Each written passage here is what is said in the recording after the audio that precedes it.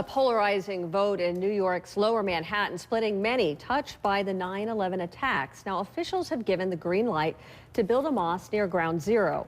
But does this help or hurt what is still very much an ongoing healing process? Here's Lucy Yang from affiliate WABC. It was a raucous and impassioned meeting in Lower Manhattan as Community Board 1 considered whether or not to support a mosque near the former World Trade Center. There are 200 mosques in New York, and yet another one is not a big deal. Calm down. Calming down, easier said than done, as speaker after speaker railed against the Islamic Center. This is an insult, this is demeaning, this is humiliating that you would build a shrine to the very ideology that inspired the attacks of 9/11. This house of evil will be the birthplace of the next terrorist event. We feel 9/11 very, very much. We belong in this area. The old Burlington coat factory at 45 Park Place has already been purchased, and plans are underway to build the Cordoba House, a 15-floor Islamic museum, cultural center, and prayer space right in the shadow of Ground Zero. In the end, the board voted overwhelmingly in support of the new mosque, which means the only way for opponents to stop the plan now is to have the building landmarked. In Lower Manhattan, Lucy Yang, Channel 7 Eyewitness News. Well, that debate is the topic of our Faces of Faith discussion this morning. Pamela Geller, she is the director with a group Stop the Islamization of America, and Ahmed Solomon, a Muslim and respected journalist, joining me on this from New York and Philadelphia, respectively. Now, Pamela, I want to start off with you. We understand that there is a protest that is planned today that you're leading. What does your group hope to accomplish today, and why are you against the building of Cordoba House, this Muslim and cultural community center? Well, Ground Zero is a war memorial. It's a burial ground. And this mosque is offensive, it's humiliating, it's demeaning to the 3,000 innocent victims that lost their lives. Without Islam, this attack would never have happened.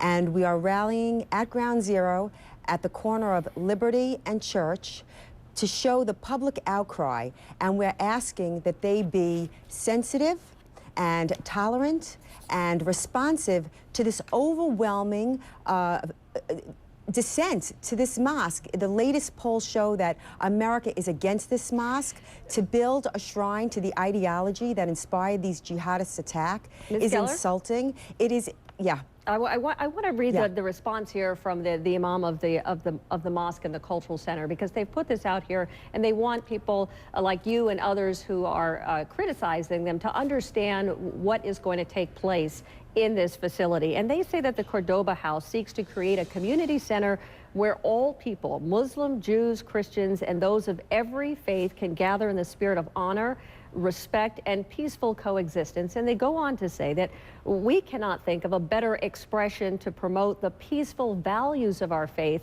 than the Cordoba House, where American Muslims stand together with fellow citizens to condemn extremism and terror. It is a project to honor those who were harmed on September 11th.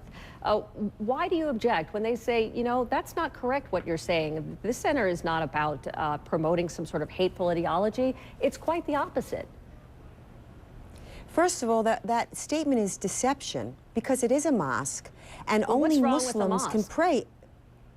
Only Muslims can pray in a mosque. The only time non-Muslims are allowed in a mosque is if perhaps they would be able to convert. There is no plurality. There is no tolerance here. Well, that's not true, because the Imam says that they would actually welcome people of various faiths to go and check this out. And you can, as a non-Muslim, I'm a non-Muslim, I've been to a mosque before, if you're invited to go as a guest, as long as you're respectful. Yes, you are.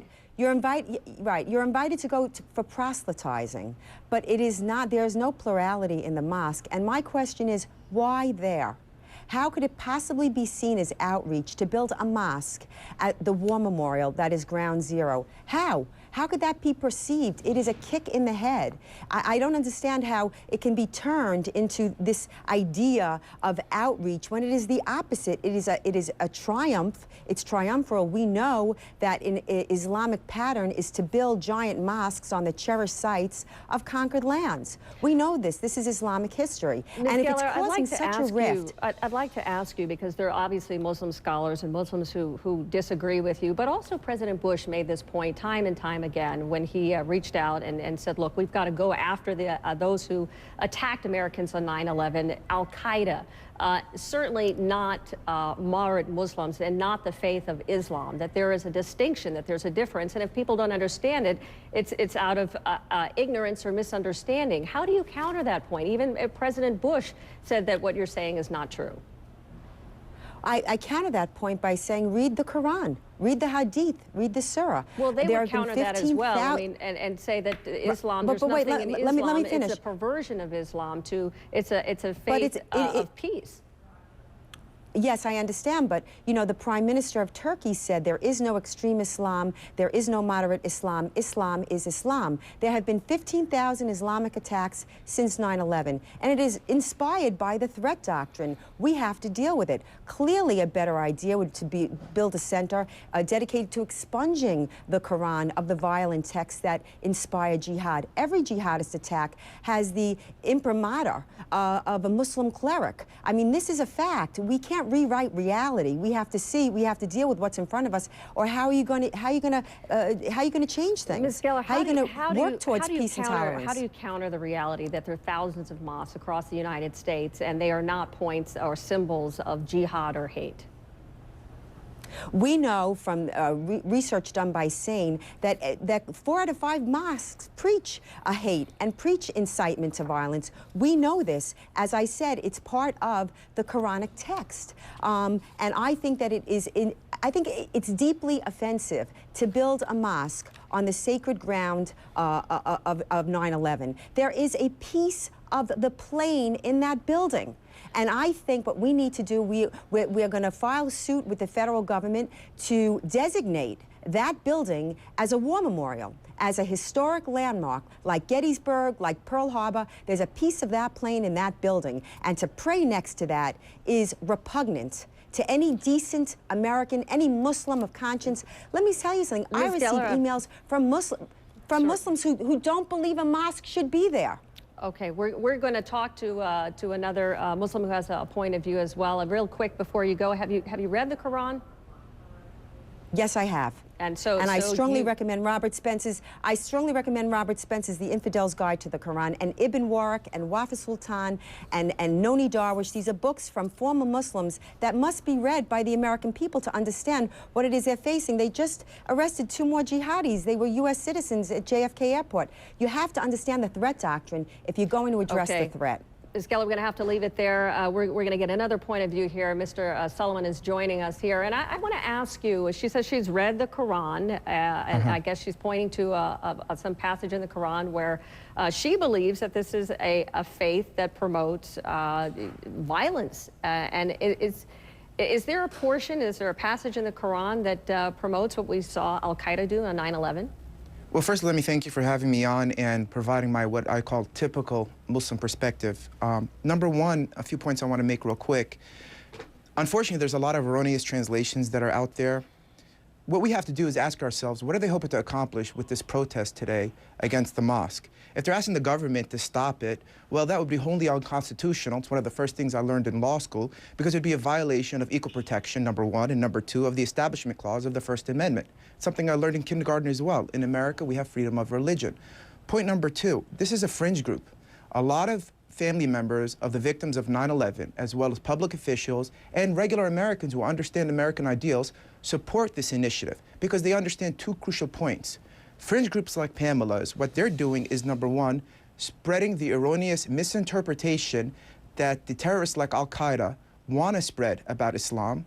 And number two, they're simultaneously feeding the propaganda that Al-Qaeda uses to recruit, which is that America is anti-Muslim. Now, Ms. Geller and her group may be anti-Muslim, but the rest of America, for the most part, is not. As far as what it says. What is Ms. Geller not understanding here? Because she clearly has a point of view here that she feels threatened, and she feels that this is going to be dangerous to have this mosque in that area. What do you want to say to her? Well, let's examine why she's threatened. Number one, she was talking about what the Quran teaches. There's 1.5 billion Muslims in the world. Now, there's admittedly probably tens of thousands of Al-Qaeda members or members of other terrorist organizations. They have nothing to do with the teachings of Islam. She keeps equating Al-Qaeda and their attack against this country with what Islam teaches. I'll take her to my family in Egypt. They'll fill her with food, and they'll take her shopping, and they'll show her that the vast majority of Muslims around the world, and not just in this country, follow the teachings of the Quran, which state, for example, in chapter 5, verse 32, killing one innocent person is like killing all people, and saving one innocent life is like saving all people. Or another verse that says, let there be no compulsion in religion. Another verse that says, let there be no tyranny. This is what Islam really teaches. When you look at the accurate majority translations that are out there, there are thousands of mosques already in this country.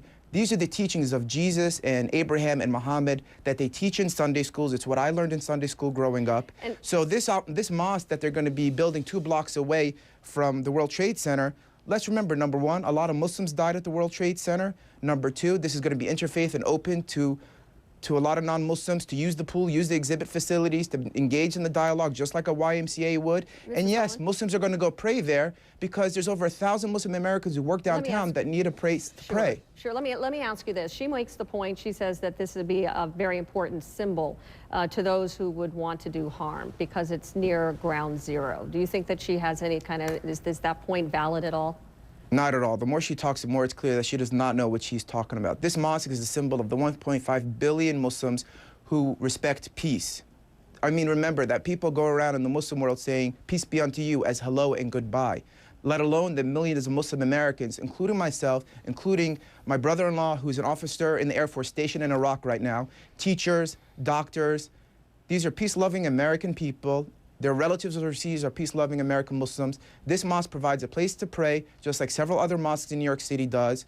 For her to say that it's offensive is what's offensive to us, because there's nothing offensive about our religion.